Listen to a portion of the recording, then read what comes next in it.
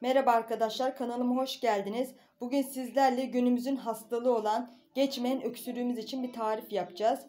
Bu 6 aydan sonraki bebeklerimiz için veriyoruz. Ben oğlum için hurma pekmezi kullandım. Hem küle yapıyor, iştah açıyor. Onun için hurma pekmezini size tavsiye edebilirim. Keçi boynuzu pekmezi de olabilir. Şimdi biraz döküyoruz kabımıza hurma pekmezinden. Bu kadar yeterli.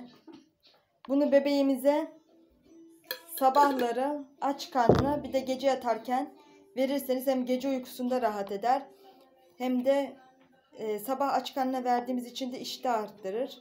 Hem öksürüğümüze de çok iyi geliyor. Boğazımızı yumuşatıyor. Biraz pekmezimizin içine şöyle 1, 2, 3, 4, 5, 6, 7, 8, 9, 10, 11, 12, 13, 14, 15, 16, 17, 18, 19, 20 damla limon damlatıyoruz. Pekmezimizde ne kadar var derseniz, burada şu an 3 çorba kaşığı kadar, ben göz kararı yaptım ama 3 çorba kaşığı kadar pekmezimiz var. Bunu güzel gene limonla karıştırıyoruz. Bayağı bir karıştıralım, limonu yesin. Hem tadı da güzel oluyor, kötü bir tadı da yok yani. Hem bebeklerimizin boğazını da yumuşatıyor, öksürüğünü kesiyor. Bunu kesinlikle tavsiye ederim size. Hem çok güzel de iştah açıyor. Kansızlığımız varsa bebeklerimizde hem kansızlığımızı da bu yolla gidermiş olabiliriz. Bazı bebeklerimiz kan ilacı içmediği için pekmezler işimize yarıyor yani.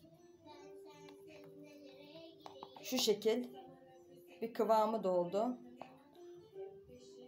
Böyle bebeklerimize bir çay kaşığı sabahları aç karnına veriyoruz. Bundan bir 10-15 dakika sonra da mamasını artık yemeğini yedirebiliriz. Geceleri de yatmadan önce yine bir çay kaşığı verelim. Peşine de çok az su verelim bebeklerimize. İnşallah öksürüğümüz bu şekilde kesilmiş olacak. Bana destek olmak için de abone olmayı ve yorum yapmayı da unutmayalım. Sorularınız varsa yorum bölümünden alabilirim. Bebeklerimize şifa olsun.